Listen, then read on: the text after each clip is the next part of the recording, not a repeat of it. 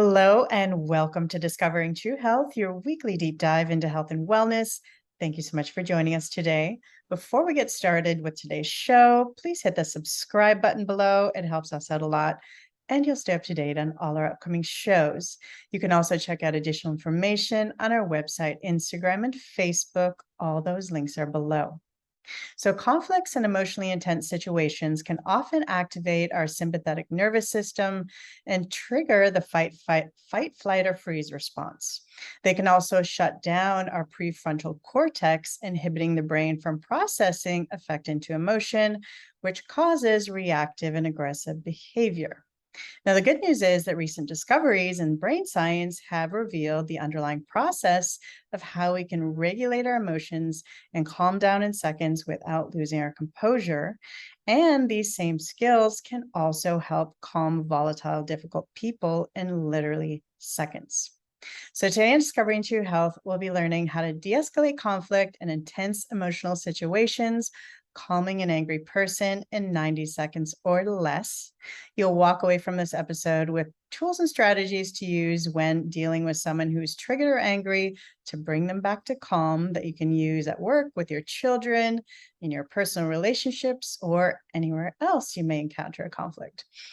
So my guest joining me today is Doug Knoll. He's an award-winning author, teacher, trainer, and attorney mediator who has mediated thousands of conflicts internationally, helping people resolve deep interpersonal and ideological conflicts. He's also the co-founder of Prison of Peace and creator of the Knoll Effect labeling system. So today we're going to be discussing his fourth book, De-Escalate: How to Calm an Angry Person in 90 Seconds or Less. So thank you so much for joining me today, Doug.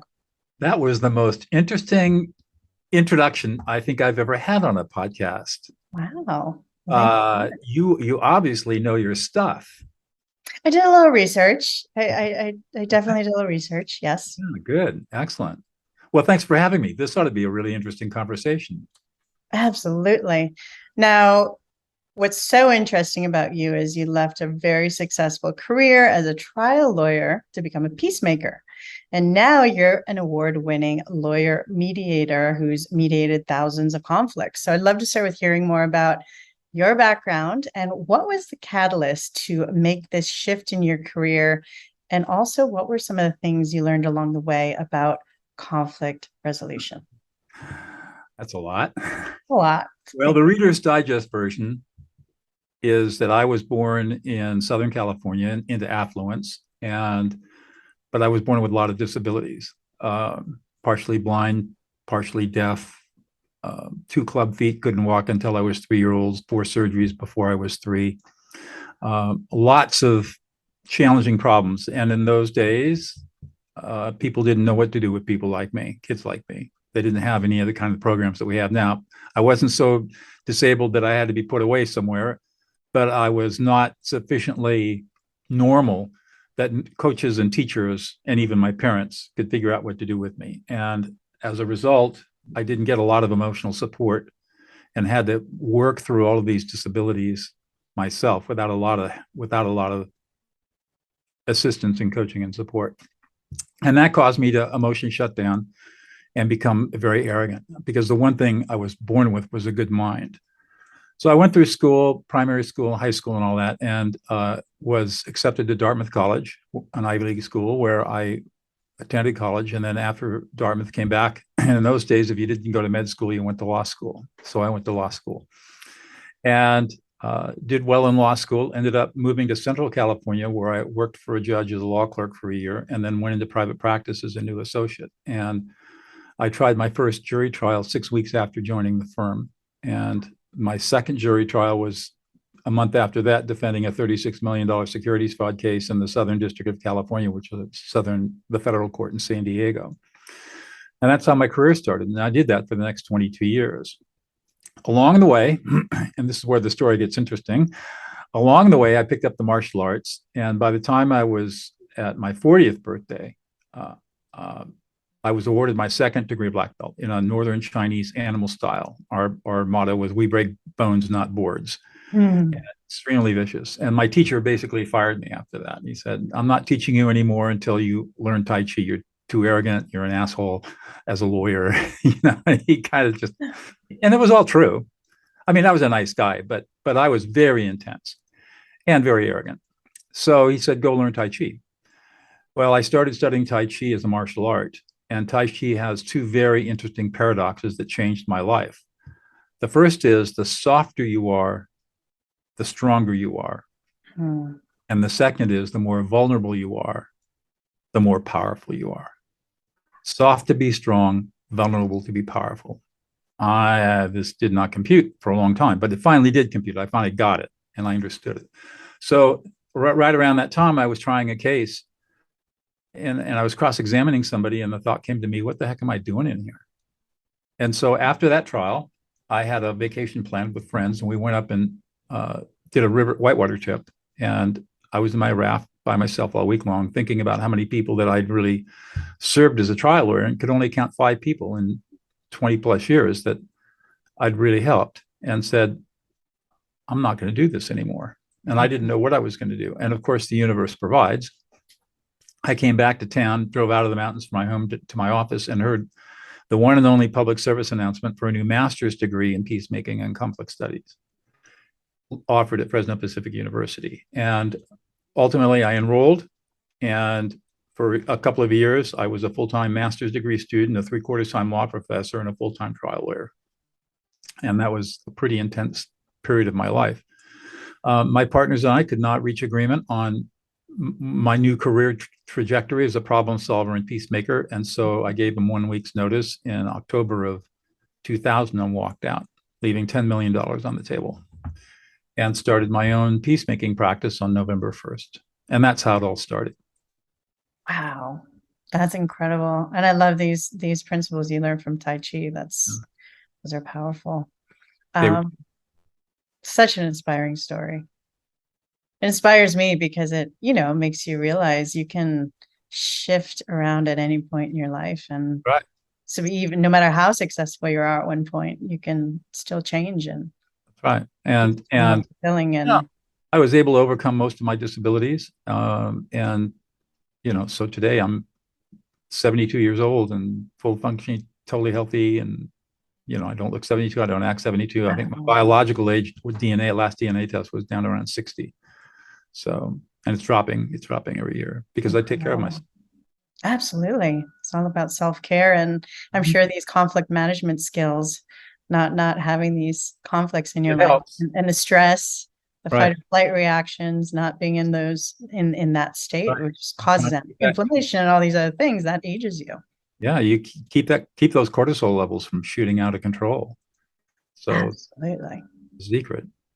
So I learned one of the things that had happened to me, and one of the things that didn't happen to me, was when I was studying for my master's degree, which was an amazing program. I learned so much. Was no one had a good way to de-escalate angry people. They were all basically teaching active listening, which is all based on Thomas Gordon's work from the 1950s. And we all know that when somebody says, well, what I think you're saying is X, all it does is just get people even more annoyed and angry. So active listening doesn't work, never has worked, never will work, but everybody still teaches it. And so as a mediator and peacemaker being called into high dollar, high conflict cases, I didn't have any tools that really worked until one day I was in a very difficult mediation between a divorced couple, and they were screaming at each other. And I sat there and watched them, and the thought came to my mind, listen to the emotions. So I had them reflect back to each other, not what stories they were telling, but the emotions they were feeling. And they struggled with it a little bit in the beginning, but I coached them. And finally, at the end, the ex-husband put his face in his hands and started sobbing. And 3 minutes, really racking sobs. And finally he got blew his nose and cleaned himself up and looked across the table and said, that's the first time you've listened to me in 25 years. And they settled the case and walked out holding hands to have lunch with each other. And this was kind of the catalyst to you starting this scientifically proven technique that we're going to be talking about today. That's right. And so that's how I discovered it. And then it turns out 2 years later, Matthew Lieberman, in his lab at UCLA, came out with some brain scanning studies to show why this technique, which is called affect labeling, works, what it does in the brain. And essentially what it does is when you label somebody else's emotions, it immediately inhibits the emotional centers of the brain, primarily the amygdala, but also other limbic systems associated with strong emotion. And at the same time, activates the right ventrolateral prefrontal cortex. So you get this synergistic effect of the emotional centers being calm while the prefrontal cortex is coming back. And to your point in your introduction, when we get that, what Goldman calls the amygdalic hijack, we can no longer process affect into emotion. We lose the ability to emotionally categorize. And then that's when we become a slave to our reactivity and childhood programming. Well, that process stops. And what's amazing is that it's all happening unconsciously, and you cannot prevent it from happening. Christy, you could be really angry at me and want to be angry at me, but if I start affect labeling you, you will calm down. You have no choice, because it's what our brains are hardwired to do. And it takes about 90 seconds. Wow. This is so incredible. I feel like, especially with today's climate, people are escalating very quickly, and it's such an important tool that we all need to learn. Now, in your work, you also talk about how we're 98% emotional, only 2% rational, as well as you kind of get into some of the history of development of communication in humans. Right. Can you explain a bit more about how that concept ties into how we resolve conflicts? One of the hardest but most important insights that I gained in all of my study, and I started studying neuroscience in the late 1990s in my master's degree program. This is long before anybody knew what neuroscience was. And I wrote the first academic paper on the neuropsychology of peace and conflict, which is a chapter in my first book. But I began to recognize and began to read from all of these neuroscientists that we are emotional beings, not rational beings.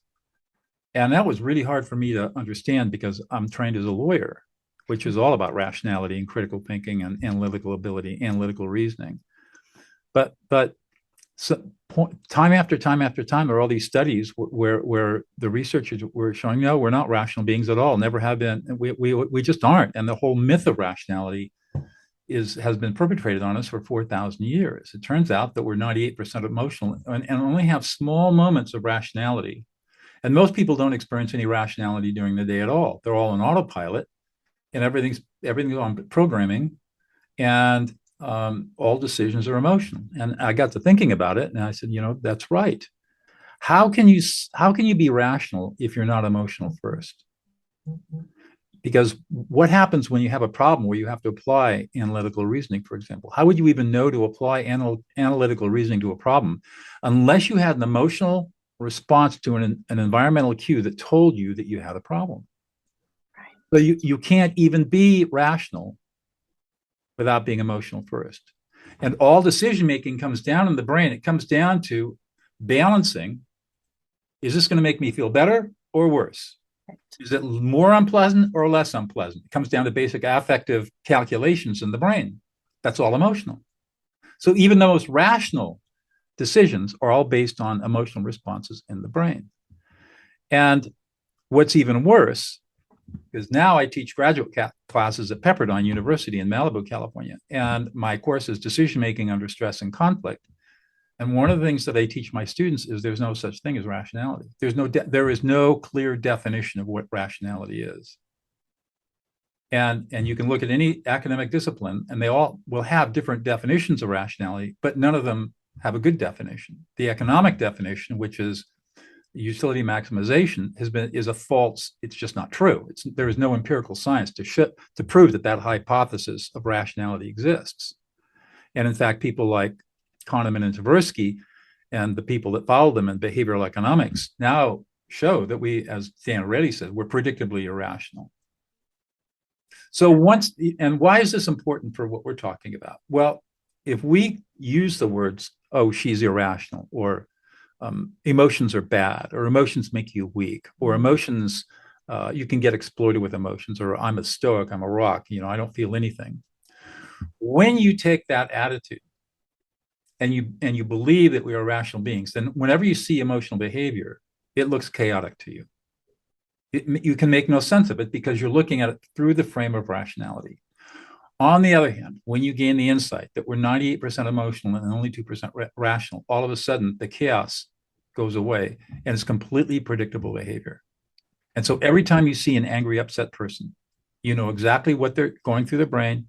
You understand exactly how to manage it. You know what to say, when to say it, how to say it effectively to calm people down. The chaos goes away, the stress levels disappear, and you can confront any angry person with perfect calm and grace and not be upset yourself.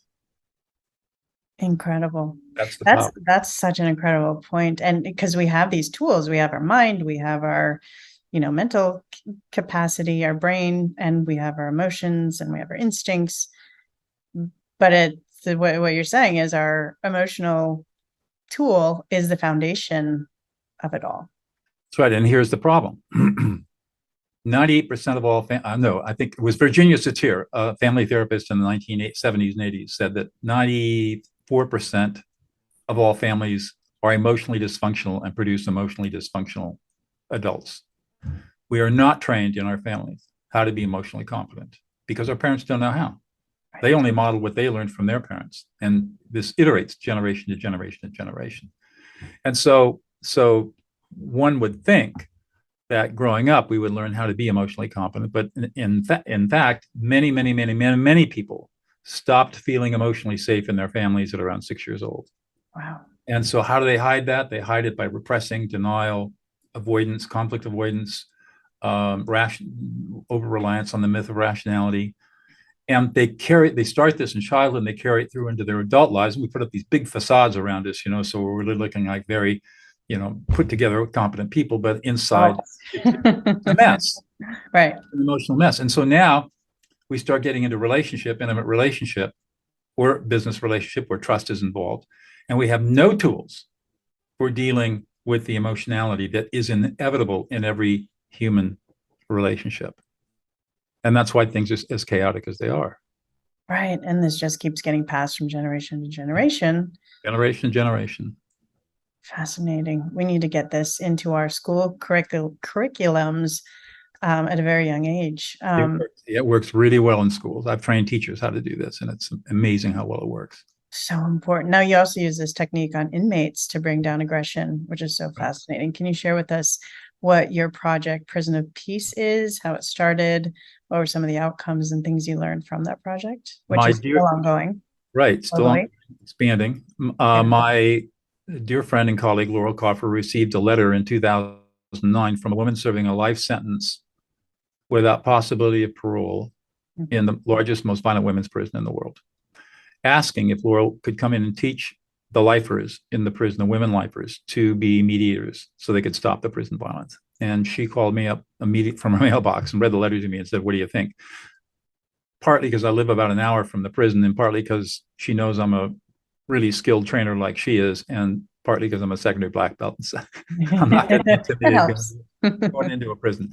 And we talked about it, and I said, I think we should do this. And so we started Prison of Peace. We started it with our first cohort of 15 women in April of 2010. And we're in 30 prisons around the world now, training people, incarcerated people, how to be peacemakers and mediators. In California alone, we've had over 6,000 of our students released on parole in the last 12, 13 years. Not one of them has reoffended. Wow. Not one. This is incredible because I've kind of lived this experience with people in my life, but this is recidivism. Recidivism is a big deal. They're basically warehousing prisoners, not rehabilitating them and giving them tools. And your program is actually, works. People aren't coming back into the system and getting stuck in there. And what we learned in working with these really violent populations is that they don't like violence. Violence is the only way they know to resolve conflict. Right. And once you teach them skills that work, that stop the argument, stop the fight, stop the violence, they just glom onto it because they don't want to be violent, but they don't know anything else. And if they're not violent, then they become exploited. And once they learn skills that allow them to resolve conflicts and arguments and fights peacefully, they're just so excited and their lives transform overnight. well, not overnight. I mean, it's a long curriculum to become certified as a mediator, but over a period of time, their lives transform and they completely change as human beings, which is why we have such a success rate of people being released on parole. Oh, that's incredible. Thank you for doing it. And how does that work with, does the government bring you in? Who funds the program? We're being funded right now. We have some private foundations that are funding us. We also get grants in California from the State Department of Corrections and Rehabilitation. And so they kind of dictate which prisons they want us to go into. And during the pandemic, all of our programming stopped. Obviously, we didn't want to go into prisons, and nobody wanted us in the prisons because of COVID. So we took $750,000 and filmed our entire curriculum. So now it's going to be accessible digitally anywhere in the world. And what's really cool is we used people that we had trained in prison that while they were serving time that had been released, and we took our top trainers, and they're the trainers in the film, in the curriculum. I love this. Really powerful. So you're training them there, and now they're becoming the trainers, and they're helping other inmates and other people to do the same. So the foundational skill that we teach at the very beginning, the very first day, is how to listen to the emotions, not the words. Affect labeling. That's the very first skill we teach. Now let's get into that. What is the process? The foundation of this foundational skill that you just said is listening to the emotion, not the words. What's kind of the process and how we do it? The technical term is affect, AFFECT labeling. I teach it as a simple 3-step process. Okay. Step number 1, you've got an angry person that is either confronting you or confronting somebody else. You need to calm them down. The first thing you learn to do is to ignore those angry words. It becomes white noise.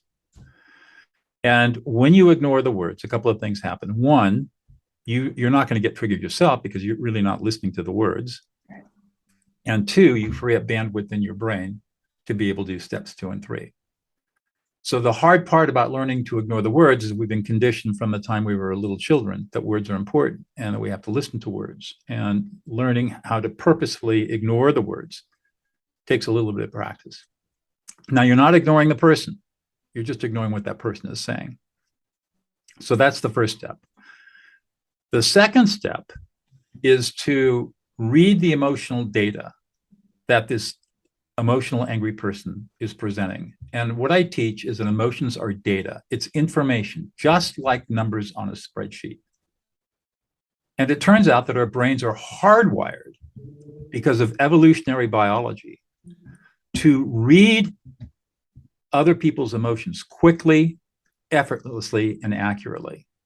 And it's a quirk of our evolutionary, going back millions of years, that we have this ability. Very briefly, hominids only began to speak language at about 230,000 years ago with the advent of mastery over fire. And what fire did is allow our predecessors to render animal fats, which have many, many more calories than plant-based foods. And that caused, over the next 25,000 years, a huge expansion in our cranial capacity, which included expansion of what's known as the hypoglossal nerves and the hypoglossal muscles that control the larynx and the speech box. Up until then, we didn't have any of the physical mechanisms for speech. So how did the hominids communicate for the 1.5 million years they'd been on the planet in clans and families? How did they communicate if they didn't have words or vocalization other than grunts? They did it through emotions. Right. And so our brains, and those people who were able to read emotions accurately, survived, and those that could not perished. And so the gene was pushed all the way through to today. And we have this innate ability to read each other's emotions like a book. Now, this is an innate ability that sits dormant because we've been living this myth of rationality for 4,000 years. And so nobody ever teaches us that we have this ability. But it's easy to awaken. All you have to do is sit in silence, empty your mind. You see this really angry person, and your brain will automatically start to process what's going on. And you'll all of a sudden, into your thoughts, into your consciousness, emotional words will flow. And now you're reading the emotions. It's just, I have ways of teaching this to make it even easier, but basically that's what happens. And so now you're reading the emotional data fields. It's effortless, accurate, and fast. And so the third step then is to reflect back those emotions with a simple use statement. So I'm going to imagine, Christy, that you're angry. Okay. And I would say something like this, and just feel what happens inside, even though you're not angry. You're a lovely woman. Imagine, but you're going to feel a change. And we'll talk about that, what you feel in a moment. So, Christy, you are really angry. You're pissed off. You feel completely ignored and disrespected. You're not being heard. You're not being supported. You're not being appreciated. And you're scared and you're anxious and you're worried and you're a little embarrassed and you feel humiliated. You're sad and you feel hopeless, like there's no hope for you. And you feel completely abandoned and unloved and unlovable. And the whole thing is just really pissing you off. Wow. That was incredible. And It was what like did you? it started like when you first started, it was kind of like hitting me, like I felt like I had this armor that it was kind of bouncing off of, but then it started just sinking deeper and deeper, like into my emotions and kind of opening up my emotions Right. and kind of getting me out of, kind of the mental world, maybe, so to speak. And it was kind of this deeper level of intimacy where I'm like, oh, I felt like you kind of were understanding, even though we didn't really have a conversation about it. I felt like you were suddenly understanding That's me. exactly right. You felt like I really got you and saw you as a human being for who you really are. Yeah. You felt deeply validated.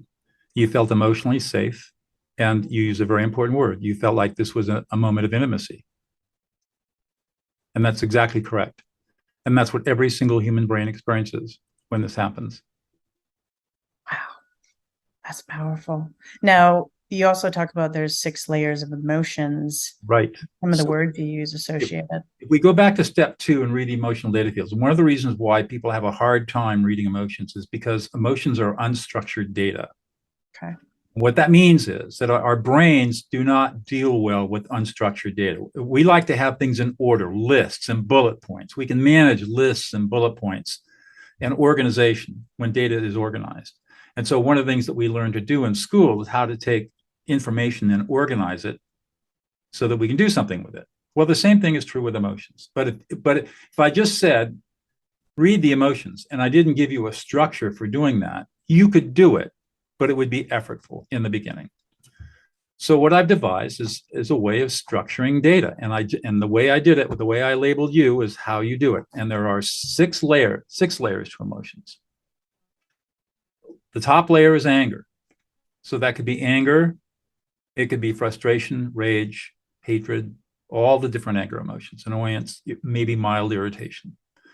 The second layer are what I call dignitary emotions. So that would be disrespect, being ignored, feeling like you're being treated unfairly, not being heard, being ignored, not being supported or appreciated.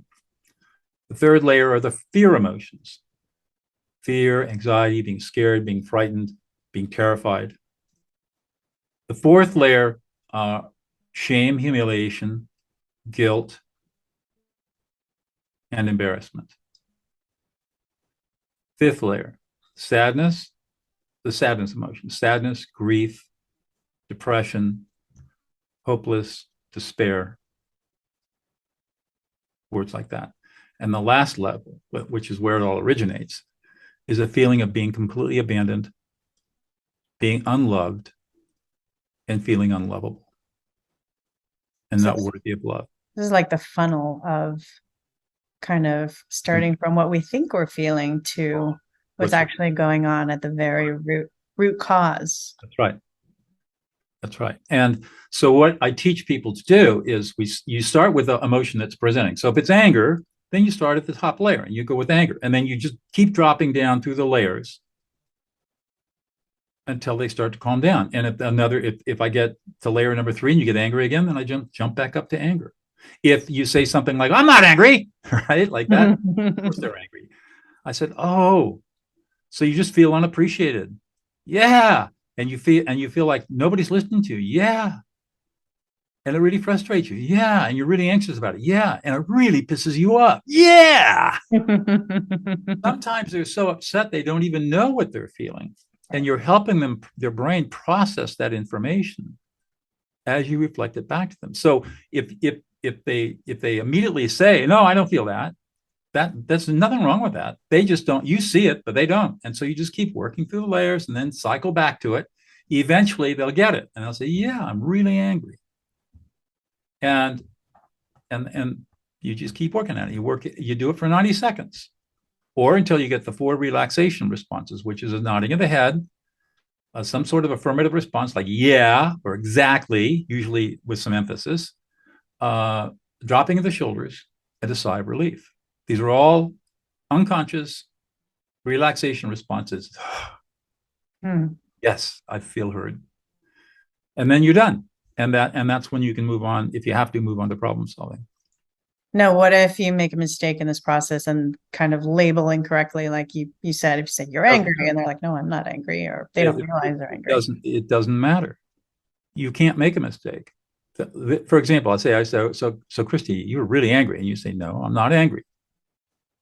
No, so go ahead and say that. Say, no, I'm not angry. No, I'm not angry. Okay. So you don't feel appreciated. You don't feel respected. And you feel anxious and worried and concerned and frustrated. And the whole thing just really pisses you off. Yeah. Yeah. Okay. That's. You see? They may be denying anger because it's not politically correct to be angry, or it's not socially acceptable to be angry, or they're in denial over their anger, or they're so angry they can't even pick up the word anger. So you just work through, you help them. You work through, pick apart the emotions. And what's important to understand is that with an upset person, they're not experiencing just one emotion. They're not experiencing anger. They're experiencing 8 or 9 emotions all at once, with various degrees of intensity. And so when you're going to de-escalate somebody, you've got to touch on all of those different layers, all of those different emotions. And when you do that, then you can cycle back to that anger, and now they're ready to process it. And it calms down. It's incredible. Now, you talk about this process of reading emotional data. It's something that's been suppressed. It's something we've kind of been, not to do. told not to do, or, told that we need to be logical and rational. Are there any other skills we can use to kind of develop this more? Well, there are exercises that you can do. So for example, practices. Yeah, some of the things that I like to have my students do. I said, if you're watching a movie, turn the sound off for 1 minute and write down all the emotions that the actors are portraying. You'll be amazed at what you come up with. If you're listening to Spotify or Pandora and you hear an ad, if you've got the ads coming on, count how many emotions are in that 15-second clip. You'll be amazed at what you hear. We're getting into the shopping time for the holidays. So if you go to a mall and you're doing shopping, just sit on a bench for 5 minutes and read the emotions of all the people walking by. Oh, powerful. And it'll become so obvious. So it is paying attention. Right. Just pay attention. Just practice. Just practice. Paying attention to it. Now, what are some of the biggest mistakes that you've seen when people are trying to resolve conflicts? I know in your work you talk about emotional invalidation being the first deadly sin. One of them. Well, let's start there. There are four basic errors that everybody makes when they're engaged in some kind of fight or argument. The first one is emotional invalidation, which I call the first deadly sin. And it's the most pervasive form of emotional abuse that exists. Emotional invalidation occurs when you tell somebody they're wrong for feeling what they're feeling. So, for example, Christy, stop being a drama queen. Christy, you're bringing this up every single time we have this fight. You bring it up over and over and over again. I'm sick of it. Stop being a drama queen. Come on, let's be rational about this. Let's think about this. Anybody ever say that to you? Absolutely. And how do you feel when it happens? Totally invalidated. Totally. They don't understand. They're not seeing me. They're not. Exactly. And not only that, they don't care. Yeah. So, and I've got 5 pages of emotional invalidating statements. We do this with kids all the time. So do you remember when you were a little girl running around and you fell over and skinned your knee and started crying? What were you told?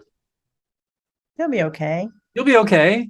Put on your big girl panties. Stop crying. It's not that big a deal. You're making a mountain out of a molehill, right? Yeah.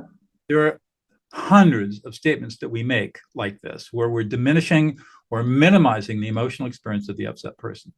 For children, this is devastating because it destroys their emotional development. That's why I say by 6 years old, most kids stop their emotional maturation at 6 years old, because they've been invalidated so much that they've learned that it's an emotionally unsafe world to be in, and now they have to start building barriers and defenses to protect themselves.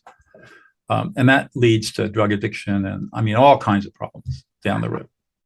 I would say that 90% of mental health problems and drug addiction problems and problems, behavior problems like that, come from emotional invalidation in childhood. Wow. So that's number one, emotional invalidation. And of course, the cure to emotional invalidation is to do the opposite, emotionally validate.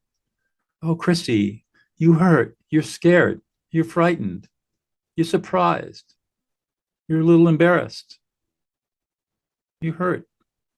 Just for a 2-year-old, that's all you got to say. Yeah. And then it's over with. They're happy. So the other thing that we do, but before we leave emotional invalidation, because this is true for everything else too, why is it that we emotionally invalidate? Well, number one, we don't know any better until somebody like me comes along and says there is another way to do this. But most importantly, we're soothing our own anxiety. When somebody else gets really emotional and we want our brains say, I'm anxious, I don't know what you're going to do, I don't understand how to process emotions, they make me nervous. So if I tell you not to be emotional and you stop being emotional, it'll make me feel better. Right. So emotional invalidation is actually extremely selfish. Or we immediately start with a problem solving and say, oh, okay, that's how do I fix it? That's number two. The number one problem is emotional invalidation. Then the second way that people deal with conflict is to immediately jump to problem solving for the same exact reason. If I can fix your problem, you won't be emotional and I will feel better about myself. Very selfish. But what happens when you're upset and somebody tries to jump in and give you unsolicited advice and try to help you solve the problem? How does that make you feel? Oh, I don't feel heard. It's frustrating. You're invalidated. You're invalidated. So that's number two. We jump to problem solving again to soothe our own anxiety. The third thing that we do is we tend to go into avoidance mode. So we'll shut down or we'll become emotionally unavailable. And that's because the emotions that we're having inside ourselves are, when we're being triggered by somebody else's strong emotions, it scares us. We don't know how to manage it. We're not emotionally competent beings because we haven't been trained in how to do that. And so we basically shut down and walk away. And then the fourth way is when we're dealing with aggression, somebody is really verbally aggressive with us, we will tend to justify, rationalize, excuse, appease, apologize, with the thinking that somehow all of that is going to solve the problem. And all it does is infuriate the angry person, because those are sort of forms of problem solving. You know, what I teach my students is that you cannot solve an emotional problem with logic. So saying, let's be reasonable here. Well, if you would just look at this rationally, or, gee, I'm sorry, appease, right? I'm sorry, but like a little puppy dog, right? It doesn't work. Especially appeasing doesn't work because it triggers the unmyelinated polyvagal system, part of the sympathetic nervous system, and that creates a feeling of danger, unconscious danger, and so the aggressive person gets even more aggressive to be self-protective. So appeasing has exactly the opposite effect that we think it's going to have. And then the last way we deal with it, of course, is be counter-aggressive, which leads to fights and violence. None of them work.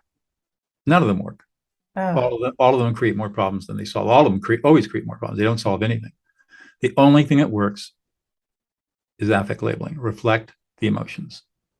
And this is across the board, whether it's a stranger on the street, somebody we're working with, our relationship, our child. It doesn't matter. And it doesn't matter what culture you come from. As long as you're affect labeling the appropriate emotion in the culture, it still works. It works on every brain on the planet. Right. Now, for those that want to utilize this, what would be kind of the best way to start practicing this? So I would recommend, we'll talk about the webpage I've created for everybody, but I would really recommend taking one of my online courses, either the De-Escalate video course or the deeper course, the Developing Emotional Competency course.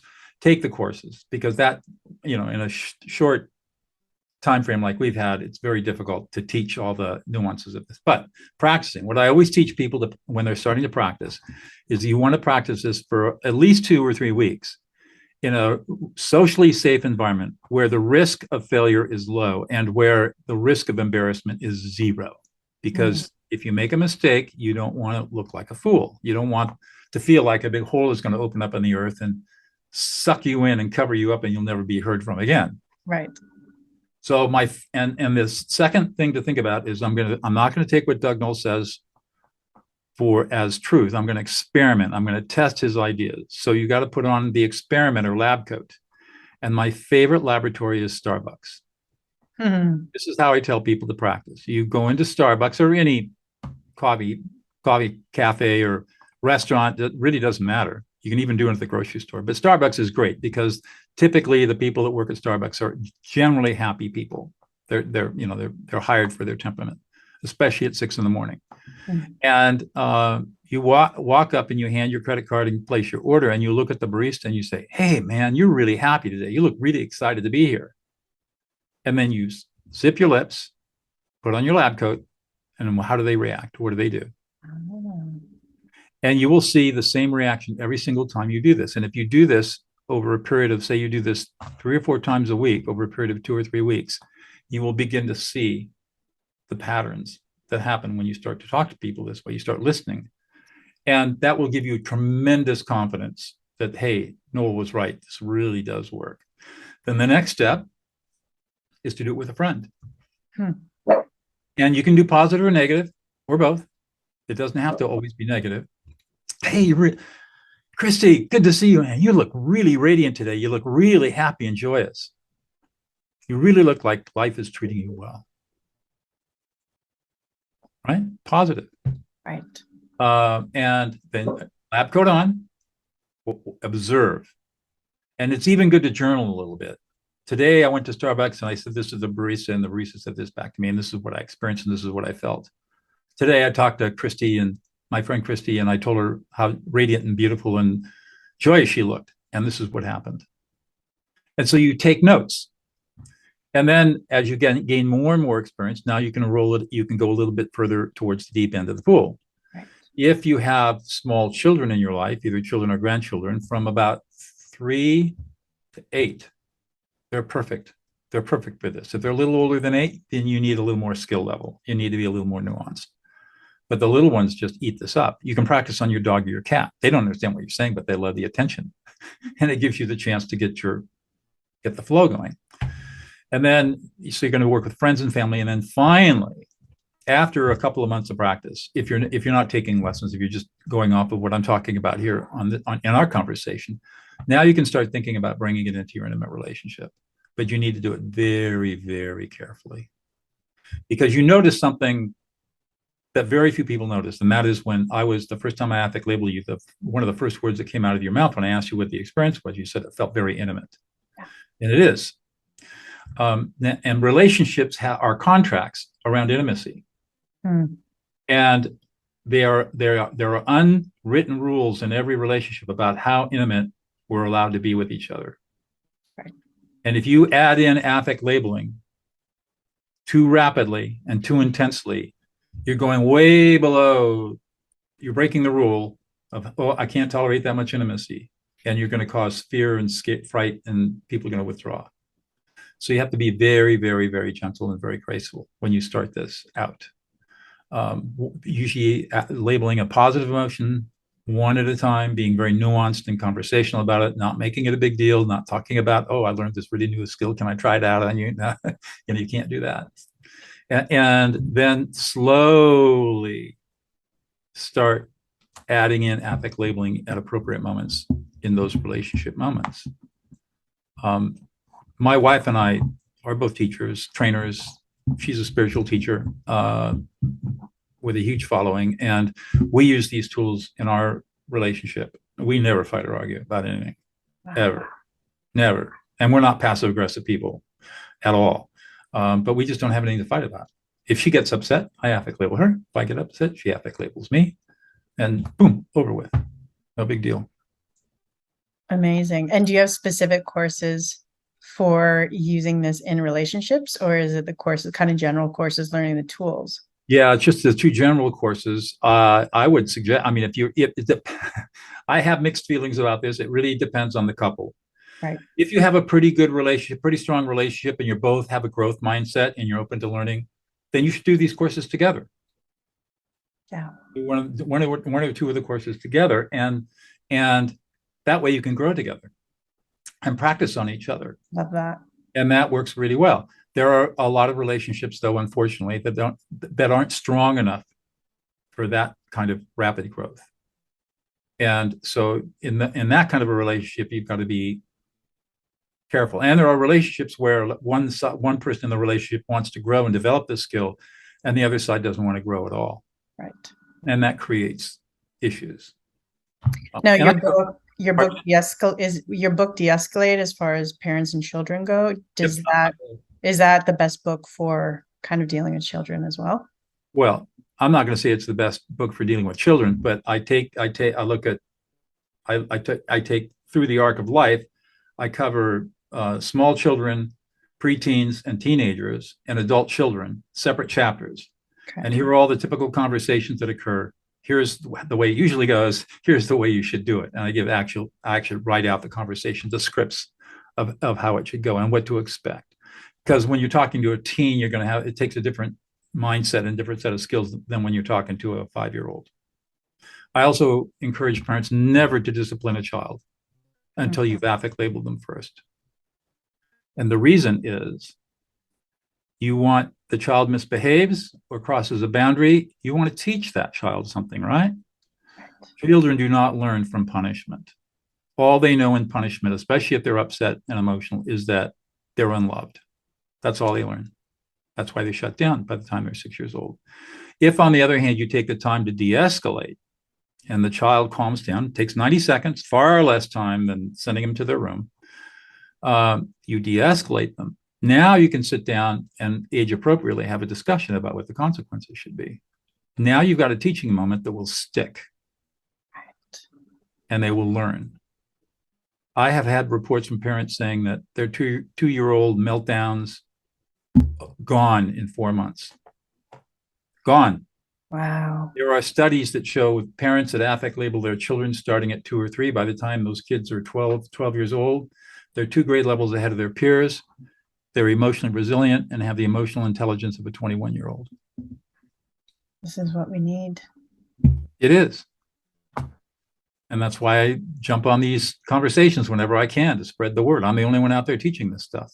Yeah, these are vital life skills and vital parenting skills. Right. Foundational. This is the foundational skill to life. Everybody had this skill, it would be a very, very different world today. You're right. And what I've experienced in prisons when we go into a yard to introduce this stuff, if there's a yard of 1,000 people, which is typical in California prisons, if we can teach 10%, 100 people, 100 men or 100 women, these skills within a year, the yard completely changes. Wow. So you don't even need to have a high percentage of people in the world with these skills. Small percentage will have a huge ripple effect. That is so exciting. Now, this is a little more advanced. When dealing with a conflict, the other person may be at a really high 10 emotional intensity. Where do we want to kind of come in? Do we come in calm? Oh, that's great. You're right. You're right. This is the more advanced. So what I teach is let's say you've got a person with a high emotional intensity. You want to come in with your voice intensity and your body language intensity at a 9. They're at a 10, you're at a 9. Christy, you're really pissed off. Yeah. And then she goes, the angry person will ratchet up to a 13. You come in at a 12. That always happens. Right. Then the third time you do it, they drop down to a 3. And then you drop, and you're really frustrated. And you don't feel heard and you feel completely abandoned and all alone. So you match your tone, the speed of your words, and the timbre of your voice. So you're always underneath, just underneath Right. where this And not too low. not too low. You don't come in if they're upset. You don't come in calm. You come in with intensity.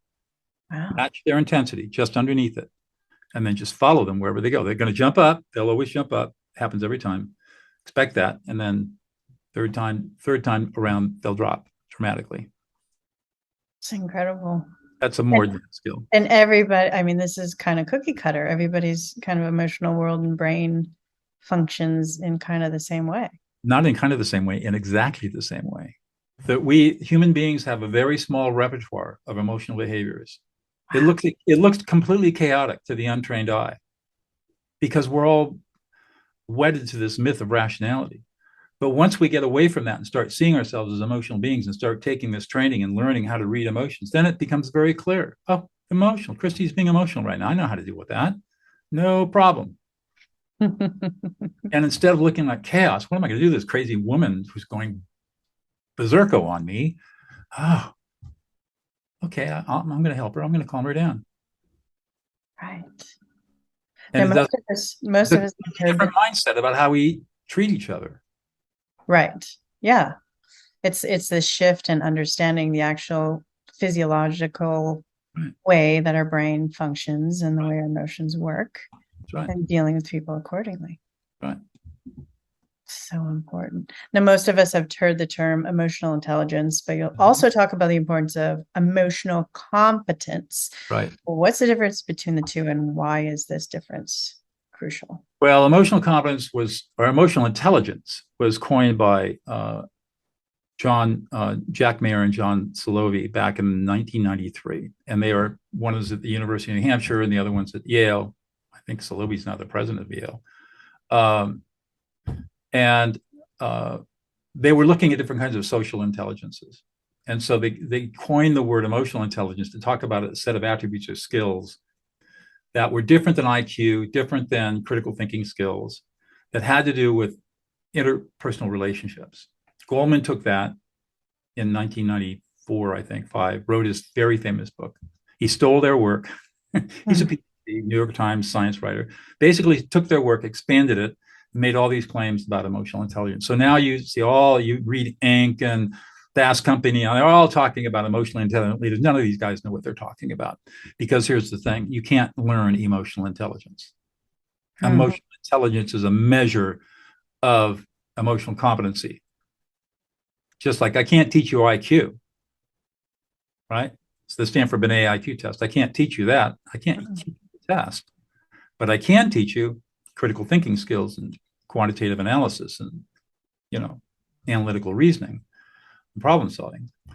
So that's the same difference between emotional intelligence and emotional competency. There are three basic skills comprising emotional competency: emotional self-awareness, emotional self-regulation, and empathy, cognitive and affective empathy. It turns out that when you learn cognitive empathy, which is practiced through affect labeling, all affect labeling is cognitive empathy. If you practice that, you automatically develop emotional self-awareness and emotional self-regulation. You don't have to do anything other than practice affect labeling, and your own emotional competency will blossom quickly, like in weeks. And as a result, if you were to take an emotional intelligence assessment, you would score much, much higher on it, because your emotional competency would now be activated and developed. So anybody that promises to teach you emotional intelligence, recognize they're trying to sell you a bridge in Brooklyn, and they're not credible people, and you should ignore them. People who start talking about emotional competency, they can be listened to as long as they have a good definition of emotions and they understand the science behind all of this. Right. And in this emotional labeling, can we use it on ourselves to kind of self-soothe, so to speak? Thank you for bringing that up. How do you manage your own emotions? This is emotional self-regulation. Right. Fastest way to calm yourself down when you're upset or angry or frustrated or anxious is just tell yourself what you're feeling. I'm anxious right now. I'm anxious. I'm frustrated. I'm pissed off. I don't feel heard. I don't feel listened to. I don't feel appreciated. I'm sad. And I feel abandoned right now. I don't feel like anybody really loves me. Boom. Wow. You, again, 90 seconds, you're back to normal. Wow. And we're not shoving them down or denying No, them. you're validating them. You're Yeah. acknowledging, as opposed to what most people say. I shouldn't feel frustrated. I'm not angry. I'm not pissed off. I'm a stoic man of the rock, right? No one can touch me, and I can't touch anything else. And, I don't feel anything. And I'm a rugged individualist. And that's a real male dominated thing. It's totally wrong. Totally wrong. And this is kind of along the lines of what you talk about as listening others into existence. You're listening yourself into existence. Right. So I use the term listening others into existence because of exactly the experience you had at the top of the show, where you said, I feel validated. That was very intimate. I felt like you really got me. I listened to you into existence by listening to your emotions. Now, I highly recommend your book. These skills are so needed. And again, just to clarify, in your book, De-Escalate, How to Calm an Angry Person in 90 Seconds or Less, that book has the chapters on dealing with children and teens. It does. It starts with 3 chapters that describe how I discovered it, the science behind it, how we acid tested it in Prison of Peace. And then the next 6 chapters go through the arc of life. So we start with dating relationships. And then we go into marriage. And then we go into divorce. And then we look at child rearing. So we're going to look at small children, and then at preteens, and then teenagers. And then we look at workplace, and we look at school. How does this work in schools?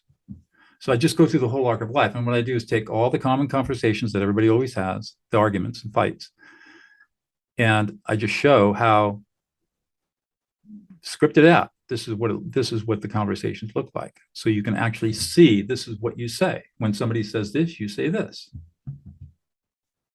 Right. And it becomes so simple and so easy once you figure it out. In the beginning, it can be a little tricky because we're not used to telling people how they feel. And we've got lots of cultural inhibitions around emotions. Cultural, emotions are bad, evil. So why would we even tell somebody what they're feeling? Isn't that weird? Yes, it is weird, but it's only weird because culture tells us it's weird. Brain science tells us it's the right thing to do. And the book takes you through the whole arc. So many people, they can read the whole book. It only take you 4 hours to read the whole thing once. You're going to need to read it a couple of times, 3 or 4 times to really get it. But many people, if you just read the first 3 chapters, and if you have a crisis in your life and you're dealing with something and you just jump to the chapter that seems most appropriate and read that chapter. And then again, practice in socially safe situations before you go live fire with it and practice it. Practice on positive emotions first. Sounds like. Practice on positive emotions first. Our world would be such a better place if we all have mastered this de-escalation and conflict management, these skills, or like you said, even a small percentage, 10% of the world have mastered these skills. And today was just kind of the tip of the iceberg that we spoke about.